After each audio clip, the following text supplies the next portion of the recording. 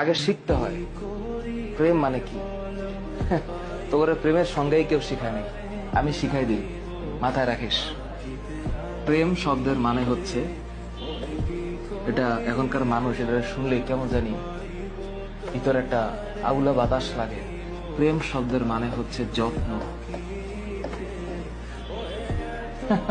কেউ তোদের বলেছে? আজকে আমি বলে দিলাম, যার যত প্রেম তার যত্ন তত বেশি। আর এর সাথে আর একটা টুকুর করে একটা শব্দ মাঝখানে লাগিয়ে দিলেই খেলাটা অন্যভাবে ঘুরে যাবে। এই যত্নের শেষে আরেকটা শব্দ আছে, দায়িত্ব। আর যত্নের ডান পাশে আরেকটা শব্দ আছে, শ্রদ্ধা। হ্যাঁ, আর যত্নের উপরের দিকে আরেকটা শব্দ আছে, এটার নাম হচ্ছে আরেকটা জিনিস।